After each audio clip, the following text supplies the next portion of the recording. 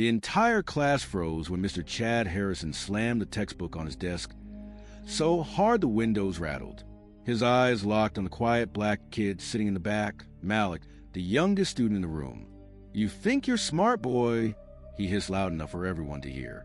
Gasps, snickers, phones lifted. Mr. Harrison stepped closer, face twisted with disgust. "If you're really as advanced as you claim, solve something real. I bet 5,000 you can't handle a college-level equation. Fail, and you're out of this class for good." Malik didn't flinch. He just stared at the chalkboard, calm, steady, unshaken, while the room buzzed with whispers of "he's done for" and "why is he even here?"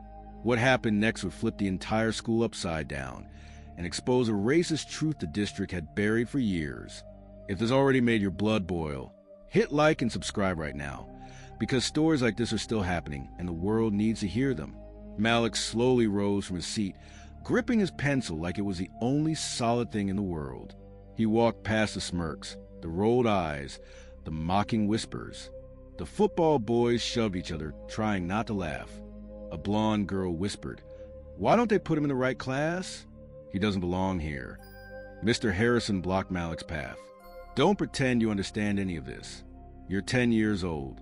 This is advanced mathematics. Real work, not whatever tricks got you placed here." Malik calmly set his notebook on the front table. "Sir, I'm just here to learn." The teacher scoffed. "Learn? You're here because someone felt sorry for you. I've taught for 27 years. I know who belongs and who doesn't." The room grew heavy. A boy in a varsity jacket muttered, "He's gonna cry. Watch." But Malik didn't cry. Instead, he looked at the impossibly complex equation already forming under Mr. Harrison's furious hand. Symbols and notations no one else recognized. The teacher stepped back with a triumphant smile, dusting chalk from his hands. "There, solve that, in front of everyone. Let's end this fantasy." Dozens of eyes burned into Malik's back. Phones were already recording. Somewhere in the crowd, a girl whispered, "Don't do it. He wants to humiliate you." But Malik breathed once, stepped forward, and raised the chalk. A silence fell so deep it felt like the air disappeared. He touched the board, and everything changed. The chalk tapped lightly as Malik wrote the first symbol, and you could feel the shift in the room. Quiet, tense, uncomfortable. Nobody expected him to try. Nobody expected him to stand there at all. A girl in the front whispered to her friend, "Why doesn't he just sit down? He's embarrassing himself." Her friend smirked. "He probably can't even read half that stuff." Mr. Harrison folded his arms, pacing behind Malik like a shark. "Take your time," he said with a mocking smile. "We all know how this ends." Malik didn't answer. He kept writing, slowly, carefully, methodically. His movements weren't random. They were intentional. The kind you see from someone who's done this before. But no one in that room believed it. The quarterback leaned back and whispered, "Bet he's just copying lines. Kid probably thinks it looks smart." Malik kept going. When he paused for a moment, a boy near the window muttered loudly, "See? He's stuck already." Another voice added, "He shouldn't even be in this school." Someone pushed him ahead just because the sentence cut off, but everyone knew what he meant. Mr. Harrison stepped closer. "Should I call your mother to pick you up early?" he asked. "Or should we wait until you embarrass yourself first?" Malik didn't react. He kept solving. One line, then the next, then the next. His breathing steady, his hand moving with a confidence that didn't match his age. But the class didn't know that. To them, he was just a quiet black kid who didn't belong. Phones kept recording. Every smirk, every whisper, every racist assumption. The blonde girl from earlier raised her hand. "Mr. Harrison, why are we letting him waste a period? Some of us actually need to learn." The teacher nodded approvingly. "Exactly. This is what happens when people are pushed into spaces they're not ready for." Malik paused again, this time not because he was stuck. He was checking his work. But the room erupted in soft laughter, assuming the worst. Someone near the back whispered, "He's shaking." "No," another voice replied. "He's scared. Look at him." But they were wrong again. Malik wasn't scared. He was focused on finishing this correctly, so no one could twist the truth later. Mr. Harrison stepped forward again, lowering his voice. You don't have to finish, Malik. Just admit it. This level isn't meant for kids like you. Malik looked at him for the first time since touching the chalk. No, sir, he said quietly. I understand it. Several students exchanged looks. Cap, no way. He's just bluffing. But Malik turned back to the board and added the next step, one none of them recognized. The laughter stopped. The room wasn't mocking anymore. They were confused because Malik wasn't guessing. He was solving. Mr. Harrison's smile faded first. Then his shoulders stiffened. Then he stepped back, eyes narrowing, watching every stroke Malik made. For the first time, the teacher wasn't sure. And that uncertainty spread across the room like a cold wind. A murmur rolled to the classroom as Malik finished another line. Clean, precise, confident. The room that once buzzed with mockery was now frozen, confused, unsure of what they were watching. Mr. Harrison's jaw tightened. Enough, he snapped, stepping closer. If you really understand what you're doing, explain it. Right now. Malik didn't turn. I will when I'm finished, sir. Whispers shot across the rows. He's talking back. Bro thinks he's Einstein. No, he's scared. He's stalling. But Malik wasn't stalling. He reached the midpoint of the equation, the part no high schooler should even recognize. He paused only to switch chalk pieces, then continued writing. One transformation, then another, then a substitution, so smooth the room fell dead silent. The blonde girl slowly lowered her phone, staring. Wait, that looks real. A boy beside her frowned. There's no way. He's too young. He's guessing. Malik took another step sideways to continue the expression, his small frame barely filling the space beneath the board. Every movement was steady, controlled, rehearsed. Meanwhile, Mr. Harrison's confidence was cracking. He cleared his throat loudly. Let's remember something, he said to the class. Anyone can copy patterns. Real understanding is different. The quarterback muttered, Then why is he going faster than you did last week? The teacher tensed. That's enough. But the class kept staring, not out of respect for Malik, but because something new crept into their eyes. Doubt. Real doubt. Mr. Harrison walked to his desk, grabbed his wallet, and slapped it loudly on the table. The sound jolted half the room. He pointed at Malik. Fine. You want to act like you belong here? Let's make this official. He pulled out his debit card and held it up like a trophy. $5,000. Solve this entire equation correctly and explain the principles behind it, and the money is yours. Gasps exploded. Is he serious? $5,000. No teacher would actually do that. He's losing it. But the teacher wasn't finished.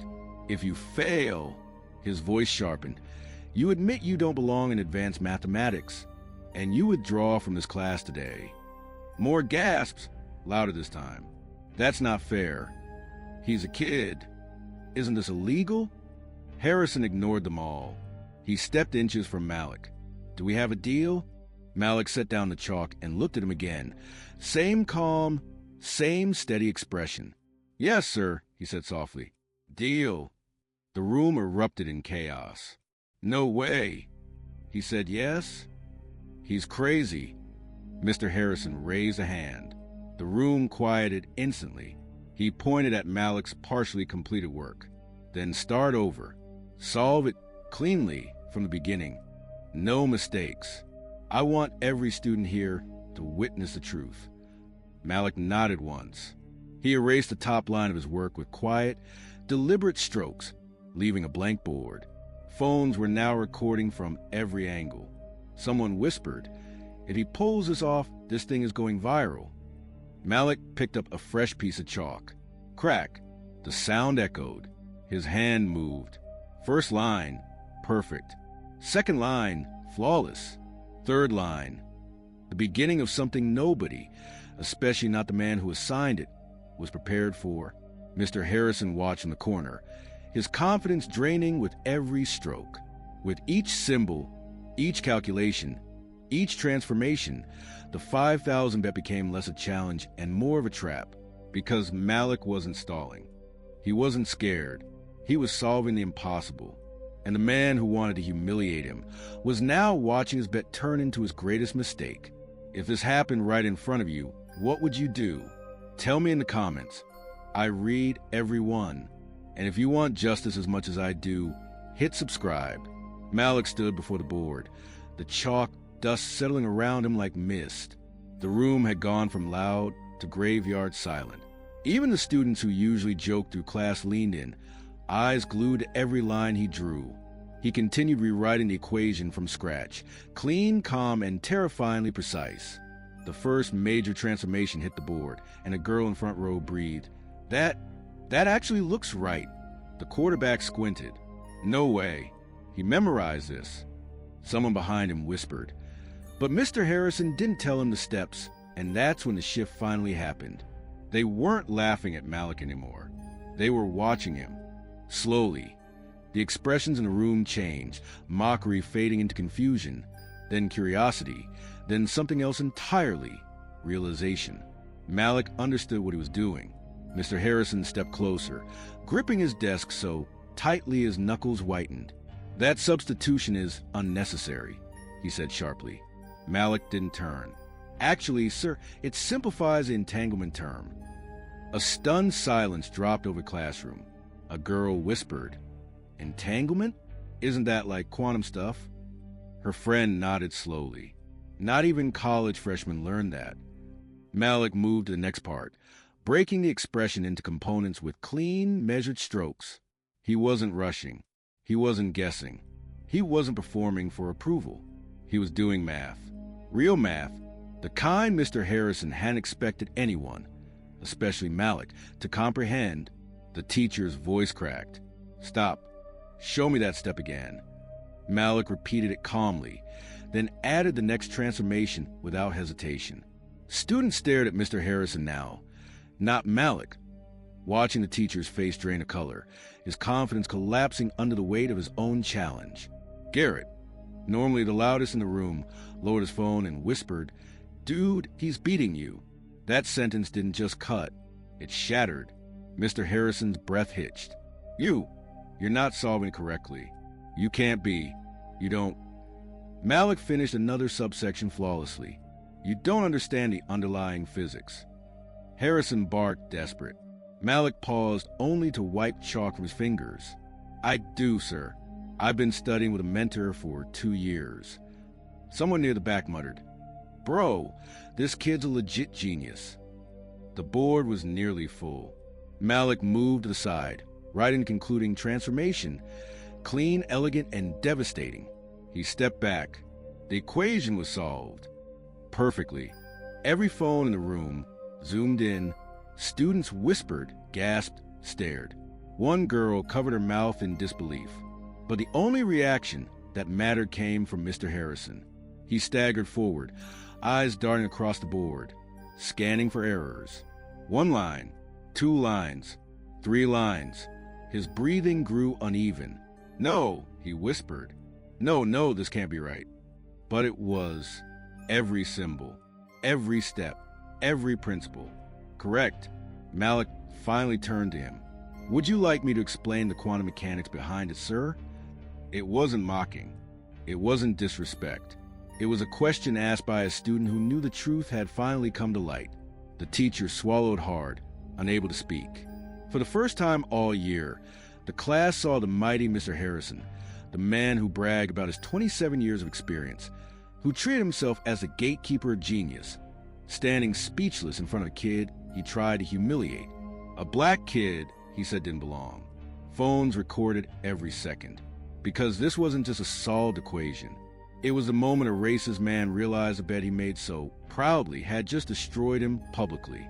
The bell rang, but nobody moved. Students sat frozen, clutching their phones, staring at the board, staring at Malik, staring at Mr. Harrison, whose face was still twisted in disbelief. Then, all at once, the room exploded. "Post it. Send it to me? No way this is real." He cooked him. Bro actually cooked him. Dozens of phones went up. Dozens of videos hit the internet in seconds. By the time Malik quietly packed his notebook and stepped into the hallway, the first clip had already broken 3,000 views. Within minutes, more videos, different angles, different captions, were spreading across group chats, Instagram stories, and TikTok feeds. Someone yelled down the hallway, "Yo, the Quantum Kid video's going crazy." Another voice shouted back, "That teacher's done." But Malik didn't celebrate. He kept walking, eyes down, hands tight at his sides, because he knew what really happened in that classroom. It wasn't about math. It wasn't about a bet. It wasn't even about the 5,000. It was about being told, again, that he didn't belong. He reached the office doors just as his mother arrived, face flushed, breathing fast, holding her phone in a trembling hand. "Malik, baby, what is this?" she whispered. He didn't have to explain. The hallway speakers were already buzzing with staff messages. Teachers were emerging from classrooms, whispering urgently. Students gathered in clusters, pointing at their screens. The vice principal hurried past, mumbling, "This is a disaster. Where's the superintendent?" Someone called the district. Inside the main office, Principal Rodriguez paced back and forth. Phone pressed her ear. "Yes, Mr. Wallace. Yes, I've seen the video." "No, we cannot issue a statement yet." "The media? Already?" "Understood."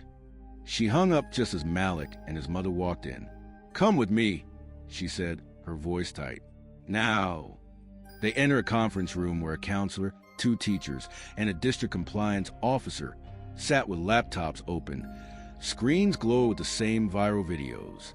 The compliance officer, a stern woman with glasses, clicked pause on a clip. Mr. Harrison stood frozen mid-frame, pointing aggressively at Malik. The whiteboard behind them was filled with Malik's flawless solution. The room went silent. Finally, the officer spoke. "This is bad, very bad, not because he challenged the student, but because of how he did it." She clicked to another clip, this one capturing the exact moment Mr. Harrison said, "Kids like you don't belong in advanced mathematics." Malik's mother gasped softly, hand flying to her mouth. Rodriguez's face hardened. "We have denied complaints about his behavior before. We thought it was strictness. We thought parents were exaggerating. We were wrong." The officer pulled up a document. "Over the past 10 years, Mr. Harrison has given 0 black students an A. None. Not one. His grading patterns show a clear disproportion." Another file opened.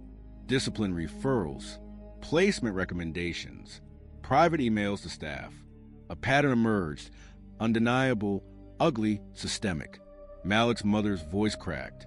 "So this wasn't the first time?" "No," the officer said quietly. "But this is the first time he exposed himself publicly." They turned to Malik. "You didn't just solve an equation," Principal Rodriguez said. "You revealed a problem we should have confronted years ago." Her voice softened. "You didn't deserve what happened today." Malik looked down. His voice was barely above a whisper. "It happens all the time, not just to me." The room fell still. Then the superintendent's voice came through the speakerphone. "Effective immediately," he said. "Mr. Harrison is suspended pending investigation. And given this video, I doubt he'll ever return to teaching." A weight lifted, but only slightly. Rodriguez looked at Malik's mother. "I promise you, we will make this right." But the internet had already moved faster than the school. Outside, reporters were gathering. Parents were arriving. Board members were calling emergency meetings. Protest signs were already being made. Because this wasn't just a viral clip anymore. It was a mirror held up to an entire system. A system that failed Malik. A system that failed dozens of black students before him. A system that had finally been caught.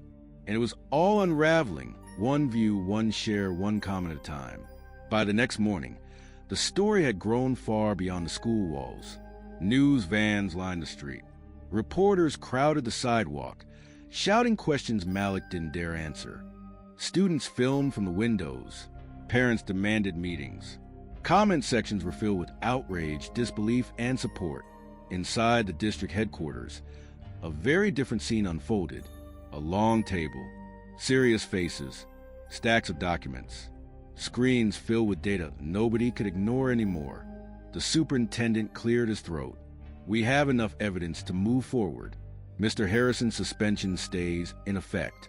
Termination proceedings begin today. A board member asked, "Is there any defense he can legally use?" The compliance officer shook her head. Not with the videos. Not with the grading patterns. Not with the emails. This is racial bias, intentional and repeated. Across town, Malik sat in a quiet conference room with his mother, Principal Rodriguez, and Dr. Chun, the university mentor he'd mentioned in class. She had rushed in as soon as she saw the video. She slid a folder across the table. "Malik, I watched you solve that equation. That wasn't luck. That was gifted level mastery. I want to officially recommend you for our early scholars program." Malik blinked. "But I'm 10. Dr. Chin smiled. "Exactly. You're 10, and you just solved something most adults can't touch. You deserve a place where your mind isn't punished for being brilliant." His mother covered her mouth again. "My baby in college? It would be hybrid," Dr. Chin explained. "Parto on campus, parto en línea," and fully supported. Only a handful of students in the country qualify. Malik is one of them. Before Malik could respond, Rodriguez turned her laptop toward him. Hundreds of thousands of views. Thousands of supportive comments. One headline read, "10-year-old black prodigy outsmarts racist teacher. District scrambles after viral video." Another, "Genius or not, no child should face this." Malik stared at the screen. "I didn't want all this. I just wanted to learn math." His mother put a hand on his shoulder. "And you will. Somewhere that sees your brilliance, not your skin." Meanwhile, back at the school, the consequences unfolded quickly. Teachers lined the hallway, whispering as Mr. Harrison was escorted out by district security. His face was pale, almost gray, as he clutched a box of personal items. Students filmed openly, no shame, no hesitation. Someone shouted, "Should have kept your racism off the clock." Another student murmured, "He finally got what he deserved." Harrison didn't reply. He just walked, defeated, exposed, humiliated. The district released a statement. "We condemn discrimination in all forms and are implementing a full equity review of every classroom." Parents cheered.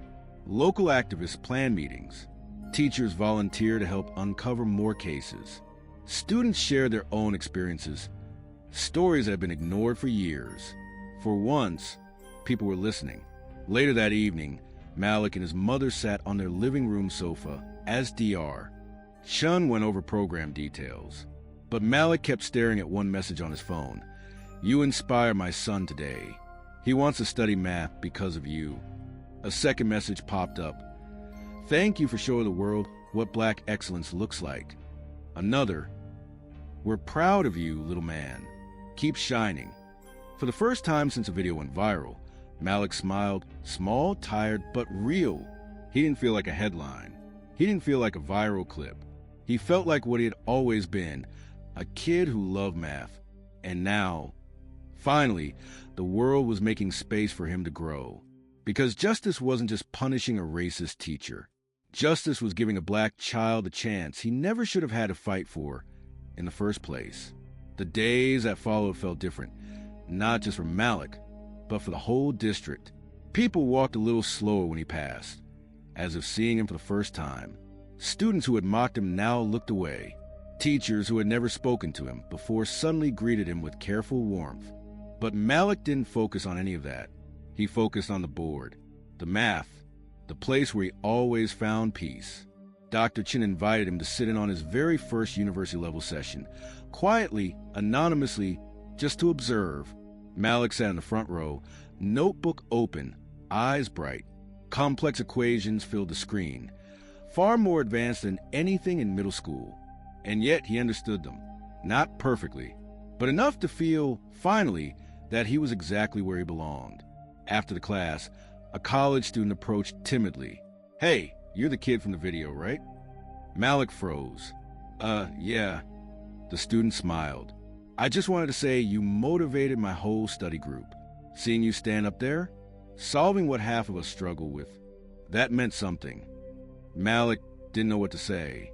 No insults, no doubts, no whispers about belonging, just respect. He walked out of the building with his mother, feeling lighter than he had in years. Across town, the district board issued its final decision. Mr. Harrison, terminated, certification revoked, barred from teaching in the state. The statement spread faster than the original video, and the comments poured in. Finally, accountability. This is what happens when racism meets receipts. Protect black students at all costs. But while the world discussed punishment, Malik focused on possibility. One evening, as the sun set outside their apartment window, Malik sat at the kitchen table working through a problem Dr. Chin had assigned. His mother watched from across the room, quiet, thoughtful. "You know," she said softly, "your grandma used to say that when a door slams shut, God kicks another one wide open." Malik looked up. "Do you think this is one of those doors?" She smiled gently. "I think this one was made just for you." He nodded, returning to his notebook. Each number he wrote felt like reclaiming a part of himself, something he refused to let anyone take again. Down the street, kids played basketball. In the building above, a neighbor's TV played the news story again. But inside their small kitchen, the world felt peaceful. Malik leaned back in his chair after finishing the final line. "Mom," he said quietly. "Yes, baby? I think I want to teach one day." She froze. Her eyes softened. "Teach?" He nodded. "Not like him. I want kids who look like me to know they're not the problem." His mother's breath caught, pride filling her eyes. "Then you'll be the teacher this world needs." Malik smiled, small but sure, because he knew something now. Brilliance wasn't a miracle. Belief was, and he'd earned both. If you believe this should never happen again, share this now. And to my USA, UK, and Canadian viewers, your voice is power. Use it.